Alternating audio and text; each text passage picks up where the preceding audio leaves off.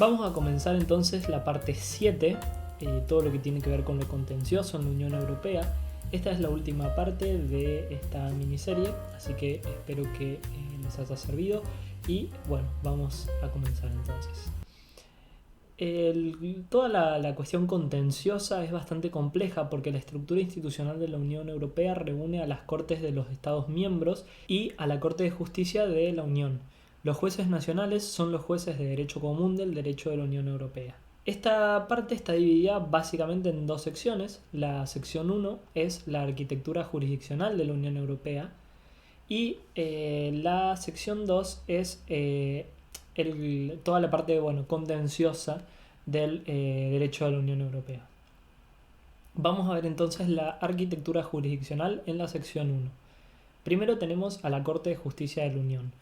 Es ella misma una jurisdicción plural porque comprende el Tribunal de la Unión Europea, antes Tribunal de Primera Instancia, y el Tribunal de la Función Pública, que ahora ha sido suprimido.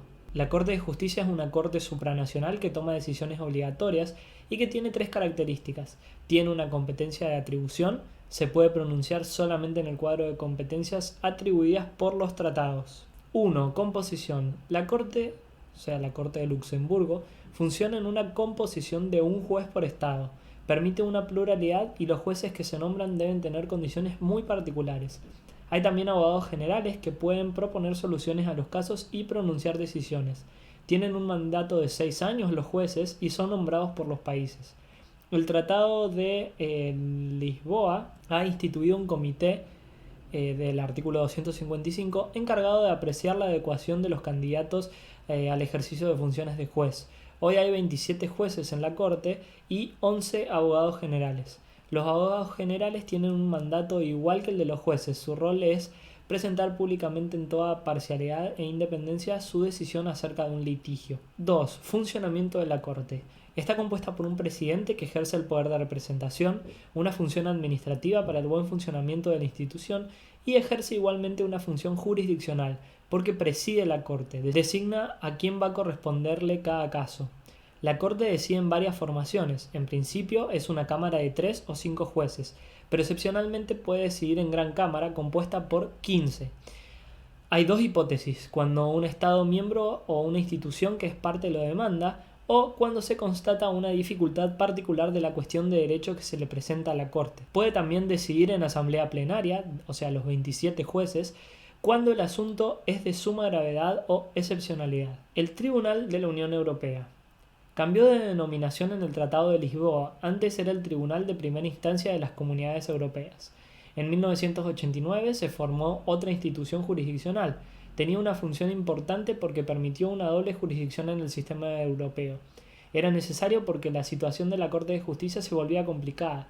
Había demasiados casos, era víctima de su propio éxito. Hacía falta crear este tribunal entonces para asistirle y que la justicia europea no se retrase. El tribunal al principio estaba adherido a la Corte de Justicia. Recién en el Tratado de Niza en 2001 se empieza a valorar al tribunal que deja de estar en la Corte. El tribunal se benefició de competencias importantes, como para recursos de anulación en responsabilidad extracontractual de la Unión y contractual de la Unión. Se convirtió en una jurisdicción que controlaba las decisiones del Tribunal de la Función Pública, que dejó de existir. Composición. Cuenta con al menos un juez por estado, o sea 27. Las condiciones de nominación son las mismas que en la Corte, garantías de independencia sobre todo. En su funcionamiento encontramos las mismas características y mecanismos, o sea cámaras, asambleas, etc., pero puede decidir un juez único, cosa que no puede hacer la Corte. La llegada de este tribunal ha permitido a la Corte centrarse en los asuntos más importantes. En la cuestión de sus competencias es más limitada. No se puede, por ejemplo, pedirle al tribunal una pregunta de parte de los jueces nacionales. Deben hacerlo ante la Corte. Por último estaba el Tribunal de la Función Pública, que fue creado en 2004 con la competencia especial de controlar la función pública europea, es decir, todos los litigios entre las instituciones de la Unión y sus agentes. Este tribunal era competente para la primera instancia de estos litigios y se podía ir en segunda instancia al Tribunal de la Unión Europea. En 2016 el legislador de la Unión prefirió disolver este tribunal y aumentar el número de jueces en el Tribunal de la Unión Europea, por lo que ahora hay 56 jueces en este. Por otro lado, tenemos que hablar de los jueces nacionales. Estos aplican el derecho de la Unión de forma cotidiana, ocupan un lugar importante porque tienen la posibilidad de aplicar el derecho de la Unión, interpretarlo y, si tienen dudas en esto, consultar a la Corte de Justicia de la Unión con una pregunta prejudicial. ¿Qué es una jurisdicción nacional? Los criterios utilizados no son los mismos que los nacionales. Rápidamente la Corte tuvo una definición de la noción de jurisdicción. En un caso de 1966, Wassen-Goebbels dijo que es una noción autónoma, desligada de las concepciones nacionales de jurisdicción. Mientras más amplia sea la interpretación de jurisdicción nacional, más participación tendrá la Corte de Justicia. La Corte se va a apoyar en varios criterios para fijar esto. Para apreciar si el organismo tiene las características de una jurisdicción en el sentido del artículo 267 del tratado, siendo esta una cuestión que proviene únicamente del derecho comunitario, la Corte va a tener en cuenta un conjunto de elementos, tales como el origen legal del órgano, su permanencia, el carácter obligatorio de su jurisdicción, la naturaleza contradictoria del procedimiento, la aplicación por el órgano de reglas de derecho, como también su independencia. Hay una jerarquía, pues la independencia es el criterio más importante. Por ejemplo, en 1993, en un caso la Corte consideró que no debía responder una pregunta prejudicial que había formulado un fiscal que presentaba una relación directa con el caso a analizar, pero puede responder preguntas de jurisdicciones que no son consideradas como tales en el propio Estado. Se planteó en Francia la cuestión sobre si el Consejo Constitucional podía acudir a la Corte de Justicia con una pregunta prejudicial, puesto que muchos dudan de la independencia de este órgano, cuyos miembros son nombrados por el poder político. En 2013, la Corte de Justicia aceptó una pregunta que propuso el Consejo Constitucional, por lo que al menos para la Corte es una jurisdicción. Pasemos ahora a la sección 2. Todo lo que tiene que ver con lo contencioso dentro del derecho de la Unión Europea. Primeramente tenemos el recurso o la pregunta prejudicial. Es una particularidad del derecho de la Unión Europea, porque este derecho debe ser uniforme en los 27 estados, y este recurso o esta remisión permite justamente esta interpretación uniforme. Cuando un juez nacional propone una pregunta a la Corte y la Corte responde, esa respuesta se impone a los jueces de los 27 estados miembros. Este procedimiento representa la noción de cooperación judicial. Es un procedimiento de juez a juez, no es activado por las partes. Es el juez nacional el que tiene la facultad de preguntar. Esta cooperación muestra que las jurisdicciones nacionales participan de manera estrecha en la buena aplicación del derecho de la Unión Europea. La remisión puede ser utilizada por cualquier juez en un estado, mismo un juez de fondo. A veces hay jurisdicciones que proponen preguntas a la Corte de la Unión Europea porque constatan que su Corte Suprema Nacional no respeta el derecho de la Unión. Esto ha permitido una relativa independencia de los jueces de fondo, pues no hay unidad de jerarquía entre las Cortes en este sentido. Puede ser ilustrado con varios ejemplos, como en el caso Simmenthal de 1978, donde la Corte dice que las jurisdicciones italianas debían acudir a ella cuando estimaran que una ley es contraria al derecho de la Unión Europea. De esta forma se impone una obligación a los jueces y se enriquece su trabajo en relación a la Unión. Pueden y deben hacerlo aun cuando su Corte Suprema Nacional hubiera aceptado la aplicación de esa ley contraria al derecho de la Unión Europea. Hay dos hipótesis en la que la pregunta o la remisión prejudicial se puede dar. Una es en interpretación y otra es en apreciación de validez. El recurso o la remisión en interpretación. Permite al juez nacional plantear una pregunta sobre la interpretación de una norma del derecho de la Unión Europea. Esta interrogación puede ser sobre una disposición en un tratado o por un acto dictado por una institución, una directiva, un reglamento, por ejemplo. Es una pregunta sobre el derecho de la Unión al fin y al cabo. Debe encontrarse ante una dificultad seria de interpretación. Es preciso que la remisión intervenga en el cuadro de un litigio. De esta forma se busca evitar preguntas abstractas o teóricas y se intenta asegurar la verdadera utilidad para los particulares y la uniformidad del derecho. Si el juez nacional se rehúsa a proponer una pregunta prejudicial, esta decisión puede ser revisada, puede ir a casación. ¿Y qué pasa si la jurisdicción suprema se rehúsa también? Si la remisión es una facultad para el juez de fondo, se impone en cambio como obligación para la Corte Suprema, y si no lo hiciera se puede sancionar al Estado miembro. La motivación de la pregunta es importante. Esta debe portar sobre una norma de la Unión, como ya vimos, y a partir de esto el juez puede estimar útil acudir a la Corte de Justicia. Cuando la Corte es interrogada sobre la interpretación, en principio decide. Hay una presunción de pertinencia de la pregunta prejudicial. Igualmente, la obligación puede ser descartada en ciertos casos. 1. Puede una jurisdicción suprema no acudir a la Corte de Justicia si la pregunta no es pertinente o no está ligada al litigio que está discutiendo. 2. En caso de interpretación clara, en general porque la Corte de Justicia ya ha interpretado la cuestión o porque el texto es suficientemente claro y no hay necesidad de obtener una nueva interpretación. En caso de un juez obligado a preguntar que se rehúsa a acudir a la Corte de Justicia, hay varias sanciones posibles. La primera es invocar la responsabilidad del Estado. La Comisión puede formar un recurso en manquemón, justamente por una violación del derecho de la Unión por una jurisdicción suprema. El alcance de las sentencias de la Corte de Justicia. La interpretación dada por la Corte se impone a todos los Estados. No es una opinión, es un caso y tiene fuerza obligatoria, con un alcance general que sobrepasa el caso en cuestión. Esto implica que la sentencia se impone al juez que propuso la pregunta como a todas las otras jurisdicciones de los Estados miembros. Es retroactiva incluso la interpretación. Esto se afirma luego del caso Denkavit de 1980. Una sentencia prejudicial aclara y precisa, en tanto sea necesario, la significación y el alcance de la regla, tal como ésta debe ser comprendida y aplicada después del momento de su entrada en vigor. Este carácter retroactivo puede tener efectos devastadores, por ejemplo si se pronuncia sobre una ley que había sido dictada hace 20 años. Así la Corte puede decidir que tenga efectos solo para el futuro su decisión. Por otro lado tenemos entonces al recurso o a la remisión o a la pregunta prejudicial en apreciación de validez. Es la posibilidad de preguntar sobre la validez del derecho derivado, de una directiva, de un reglamento, siempre en relación al derecho primario. En un caso, la Corte precisó que los jueces nacionales están obligados a proceder a una pregunta prejudicial cuando el acto parece inválido. Está prohibido al juez nacional invalidar un acto de derecho derivado. De hecho, si el juez desea constatar la validez del derecho derivado, puede hacerlo, pero si tiene dudas sobre la invalidez de un texto, debe consultar a la Corte de Justicia, pues no puede el propio juez nacional invalidarlo. Una vez que la Corte se pronuncie, el efecto de la declaración de invalidez hace desaparecer el acto, y las instituciones europeas deberán hacer un nuevo acto.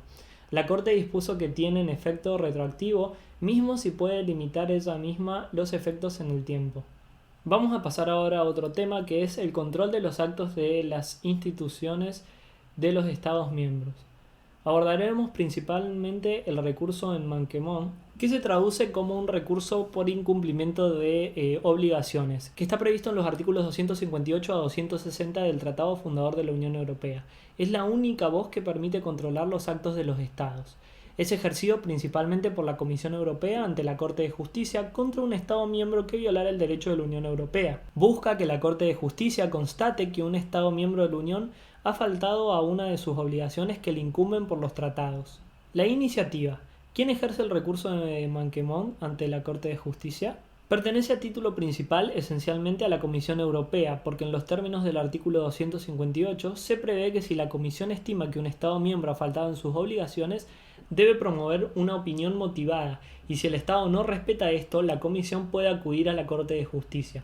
Los Estados también podrían presentar este recurso, pero en la práctica es casi siempre la Comisión. Cuando actúa la Comisión no debe demostrar un interés en actuar, porque el interés de la Comisión es el respeto de los tratados. Podemos decir en este sentido que es un recurso objetivo cuando lo presenta la Comisión. En cuanto a su procedimiento, hay un procedimiento de diálogo con el Estado antes de presentar el recurso. La Comisión le informa a través de un aviso y le debe dar la oportunidad al Estado de presentar sus observaciones. El Estado intenta convencer a la Comisión de que no ha estado en falta. La intervención de la Corte de Justicia es la fase última. Solo podrá acudirse a ella si el Estado no ejecuta el aviso que la Comisión le recomendó, por ejemplo, derogando el acto que generó la falta. Manquemón al derecho de la Unión o falta de cumplimiento del derecho de la Unión. La Corte tiene una noción muy general de la falta. La responsabilidad de un Estado miembro es involucrada cualquiera sea el órgano nacional cuya acción o inacción esté al origen de esta falta. Esto se deriva del principio de derecho internacional de la unión del Estado. La Corte de Justicia fue más lejos. En un caso contra Francia, condenó a esta por no haber hecho nada en frente a las manifestaciones que tuvieron por efecto hacer obstáculo a productos agrícolas de otros países. Se llamó a esto la Guerra de las Fresas. La falta la habían cometido los ciudadanos de alguna forma. La Corte es indiferente frente a la naturaleza de la norma que es desconocida. La única pregunta que se va a plantear la Corte es: ¿El Estado ha faltado a una de sus obligaciones? La falta puede tener varias manifestaciones, puede ser una falta de abstención, el Estado no hizo nada, puede ser igualmente un comportamiento positivo, la conducta de un Estado ha adoptado medidas que violan el derecho de la Unión. La Corte va a ser muy rigurosa para apreciar las justificaciones de los Estados. La primera excusa suele ser la prescripción, pero la falta no prescribe en estos casos. La segunda es lo que se llama en derecho internacional la excepción de inejecución, es decir, violé el derecho de la Unión porque otros lo han hecho. Esto tampoco tiene validez en el derecho de la Unión. A veces usan una tercera excusa, la ambigüedad o imprecisión del derecho de la Unión. Esto puede funcionar en algunos casos. Por último, suelen utilizar la excusa de la fuerza mayor, pero esto es muy rara vez aceptado por la Corte, que es muy severa en este sentido. La sentencia de la Corte de Justicia. Cuando la Comisión intenta un recurso por falta de cumplimiento o en manquemón, la Comisión puede demandar a la Corte de infringir una sanción financiera al Estado. La primera característica de la sentencia es que tiene un carácter declarativo, que quiere decir que la Corte constata simplemente la situación de falta, pero la Corte de Justicia no puede anular los actos de los Estados miembros. Obliga a los Estados a cesar con su falta. La Corte de Justicia no puede obligar al Estado a tomar medidas, es el Estado el que debe tomarlas para conformarse a la sentencia. Para hacerle frente a los estados recalcitrantes, se introdujo un recurso en falta sobre el recurso en falta. Frente a los casos en que el Estado no actúa según lo dispone la sentencia, podrán imponerse sanciones monetarias, astreintées, para hacer que actúe. Estas sanciones son muy importantes. Contra Grecia en el año 2000 fue la primera vez donde se impuso este tipo de recurso de falta sobre recurso de falta. Los criterios para la sanción son la gravedad de la sanción, la duración de la sanción y la necesidad de asegurar el efecto disuasivo de la sanción para hacer cesar la infracción y evitar la recurrencia. Vamos a hablar ahora, cambiando de tema, del control de los actos de las instituciones de la Unión. Tenemos así primeramente al recurso de anulación. Nos vamos a interesar principalmente en este recurso contra los actos de la Unión. Este permite a la Corte de Justicia anular actos de la Unión considerados como ilegales. La particularidad es que en este caso el recurso puede ser formulado por particulares ante la Corte de Justicia. Debe ser formulado en un plazo de 2 meses de la formación del acto o su notificación. Puede ser formulado por varias categorías de recurrentes, los privilegiados, semiprivilegiados y los ordinarios. 1. Privilegiado. Todo Estado miembro, el Consejo, la Comisión y el Poder Ejecutivo no deben demostrar su interés en actuar. Semiprivilegiado. Es el caso 2. Es una categoría que incluye al Banco Central Europeo, a la Corte de Cuentas y al Comité de Región. Pueden formar parte en el recurso de anulación a condición de que el recurso esté relacionado a la salvaguarda de sus prerrogativas. 3. Ordinarios, las personas físicas o morales. Las condiciones de receptividad son: la persona debe probar su calidad para actuar, por ejemplo, que tiene el poder de representar a la empresa o sindicato, etc. Debe demostrar su interés en actuar, que el acto ha tenido consecuencias en su situación jurídica, sería esto. El Tratado de Lisboa introduce modificaciones, pues le permite a las personas iniciar un recurso contra un acto reglamentario que le concierne directamente cuando estos no comportan medidas de ejecución. Es decir, que solo podrán atacarse actos autosuficientes que no necesitan actos de ejecución. El recurso de anulación procede si el acto modifica la situación jurídica, es decir, no se puede hacer contra una opinión o consejo. El recurso solo se produce contra actos definitivos. Argumentos para demandar la anulación de un acto de la Unión. Hay varios. La Corte es competente para pronunciarse en todo tipo de situaciones: incompetencias, violaciones de formas sustanciales, violación de tratados o de toda regla relativa a su aplicación, desviación de poder. La sentencia de la Corte. Si el recurso está fundado, la Corte de Justicia de la Unión Europea declarará nulo el acto contestado. Tiene un efecto retroactivo, se estima como que nunca existió. Luego tenemos el recurso en carencia. Es un recurso que presenta muchas similitudes con el de anulación. Le va a permitir a la Corte de Justicia sancionar la abstención ilegal de una institución, es decir, que debía actuar pero no lo hizo. El recurso de anulación se desarrolla frente a un acto y el recurso de carencia frente a una no acción. El recurso no puede ser ejercido directamente, hay una fase administrativa antes, o sea, precontenciosa. Tiene 2 fases, una precontenciosa y una contenciosa. Antes de acudir al juez, el recurrente debe plantear a la institución una invitación a actuar. Debe ser precisa y expresa. El interés de esta fase es obligar a la institución a pronunciarse. El recurso no tiene razón de ser si la institución puesta en cuestión se pronuncia. Es decir, que solo a falta de esto se podrá ir a la Corte. Permite a la institución reaccionar y corregir su inacción, pero solamente cuenta con 2 meses para actuar. Si no actúa en este plazo, el recurrente puede acudir a la Corte. Si la institución actúa de alguna forma, el recurso de carencia se vuelve irrecurrible. Es también una sentencia declarativa, no adopta medidas en nombre de la institución. Puede ser formulado por cualquier persona física o moral que demuestre interés. Hay que demostrar que la institución europea no ha actuado en una situación de competencia obligatoria. No habrá carencia si la institución no está obligada a actuar en el caso. No puede haber un recurso de carencia contra la Comisión cuando no forma un recurso en manquement o un recurso en falta. Es libre de iniciarlo. Nos vamos a otro tema ahora, que es el contencioso de la responsabilidad. Vamos a hablar de la responsabilidad contractual primero y luego de la extracontractual. En cuanto a la contractual, el artículo 340 del Tratado Fundador de la Unión Europea precisa que la responsabilidad contractual de la Unión es regida por la ley aplicable a los contratos. El régimen de responsabilidad va a ser el que se aplica para un contrato concluido por la Unión. Es el juez nacional el que será competente, pero se le reservan competencias a la Corte. Extracontractual. Responsabilidad de la Unión por actos o abstenciones de instituciones.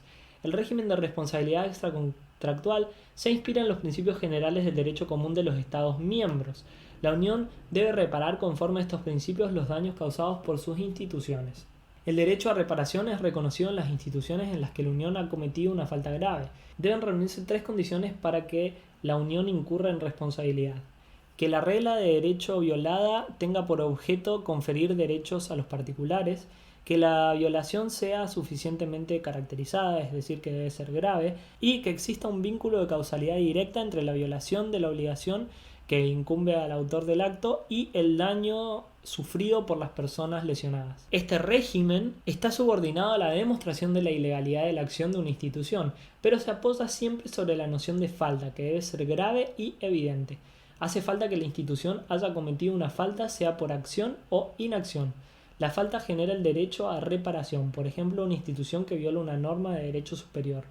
La Corte de Justicia va a tomar en cuenta el margen de apreciación de las autoridades, es decir, que si una institución de la Unión está en una situación de competencia obligatoria, en esta hipótesis toda ilegalidad constituye una violación caracterizada, pero si la institución de la Unión tenía un margen de apreciación, habrá que demostrar que la ilegalidad es agravada. ¿Puede haber responsabilidad sin falta? Esta hipótesis ha sido descartada por la Corte de Justicia en el caso 2008 FIAM. Estima la Corte que no puede haber responsabilidad sin falta. Control de actos de la Unión por la Corte Europea de los Derechos del Hombre. Ciertos asuntos examinados por la Corte Europea de Derechos del Hombre cuestionan actos de la Unión. Esto se manifiesta porque frente a esta Corte se presentan recursos que provienen de medidas adoptadas por los Estados, tanto de parte de individuos contra Estados como de Estados contra otros Estados.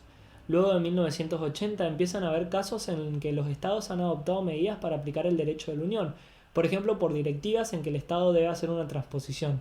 Pero ¿qué pasa si estas aplicaciones violan los derechos fundamentales? Primero habrá que demostrar que se agotó la instancia nacional, luego habrá que demostrar que el acto viola los derechos fundamentales.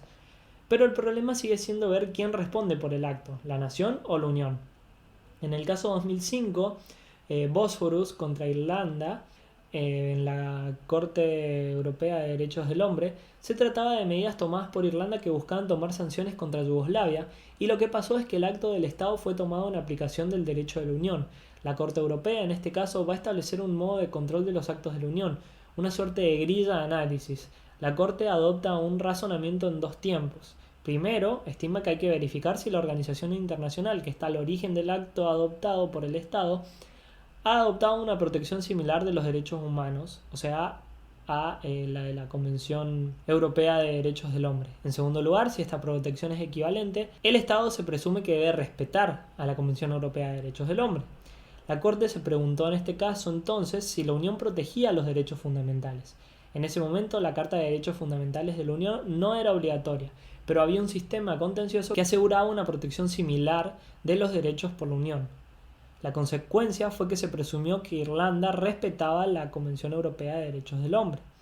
La Corte va a apreciar lo que hay que entender por equivalencia. Esta equivalencia dice que no es lo mismo que sean idénticos, sino que hay que buscar una proximidad entre estos 2 sistemas. La equivalencia es temporaria, no tiene vocación a ser absoluta. Puede pasar que en el futuro se constate una insuficiencia manifiesta de protección.